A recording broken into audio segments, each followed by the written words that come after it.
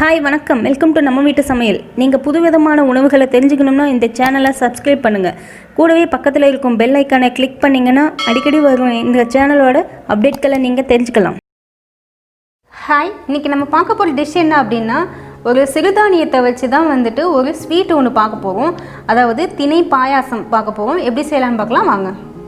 First stove on பண்ணிவிட்டு ஒரு கடாய் வச்சுட்டு அதில் திணை ஒரு கப் அளவுக்கு எடுத்துருக்கேன். அதை நல்லா ட்ரை ரோஸ்ட் பண்ணி எடுத்துக்கலாம்.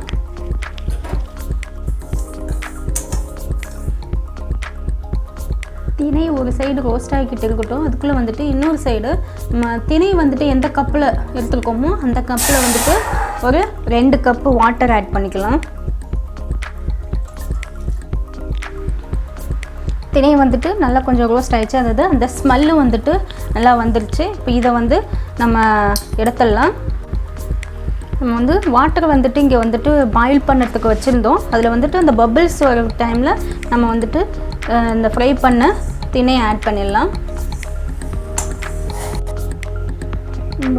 இந்த வாட்டர்லாம் கொஞ்சம் குறைஞ்சதும் நம்ம திணை எந்த கப்பில் எடுத்துருக்கோமோ அதே கப்பில் ஒரு 6 கப் அளவுக்கு பால் ஆட் பண்ணிக்கலாம்.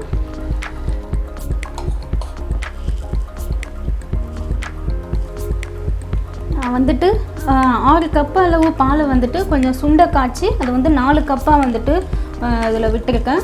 நீங்கள் அப்படியே வேணாலும் விட்டுக்கலாம், இல்லை இது மாதிரி சுண்டை காய்ச்சி கூட விட்டுக்கலாம். நம்ம ஒரு சிம்மில் வச்சுட்டு ஒரு 10 நிமிஷத்துக்கு நல்லா அது நல்லா பாயில் ஆகணும். ஏன்னா நமக்கு திணை நல்லா அந்த பாலிலே நல்லா குக் ஆகணும். அதுக்காக தான். இப்போ நம்ம நார்மலாக எல்லாருமே பாயாசம் அப்படின்னாலே குழந்தைங்கள்லேருந்து பெரியவங்க வரைக்கும் எல்லாருமே வேணாம் அப்படின்னு தான் சொல்லுவாங்க.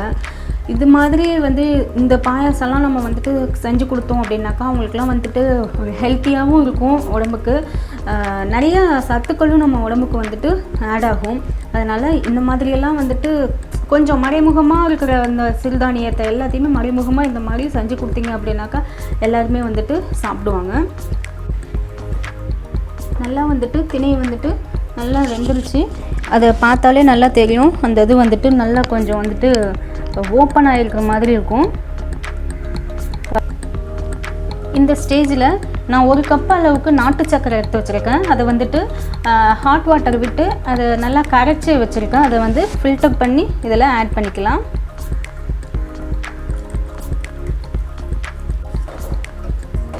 நல்லா மிக்ஸ் பண்ணிக்கலாம். இன்னும் ஒரு 10 மினிட்ஸ்க்கு மீடியமாக வச்சு நல்லா அதை பாயில் பண்ணி எடுத்துக்கலாம். இந்த ஸ்டேஜுக்கு நம்ம ஸ்டவ் ஆஃப் பண்ணிடலாம். அடுத்து முந்திரி, திராட்சை, பாதாம், பிஸ்தா எல்லாமே ஃப்ரை பண்ணி அதில் ஆட் பண்ணிக்கலாம். ஃபைனலாக ஒரு 1/2 டீஸ்பூன் ஏலக்காய் பவுடர் ஆட் பண்ணிக்கலாம். பாயாசம் இப்போ ரெடி ஆகிடுச்சு. இதை நம்ம இப்போ பிளேட் பண்ணிடலாம். இனிமேல் இப்போது நமக்கு சுவையான ஒரு ஹெல்த்தியான திணை பாயாசம் ரெடி ஆகிடுச்சு. இந்த வீடியோ உங்களுக்கு பிடிச்சிருந்தது அப்படின்னாக்கா லைக் பண்ணுங்கள், ஷேர் பண்ணுங்கள், சப்ஸ்கிரைப் பண்ணுங்கள். உங்களுடைய கமெண்ட்ஸ் லீவ் பண்ணுங்கள். தேங்க்யூ.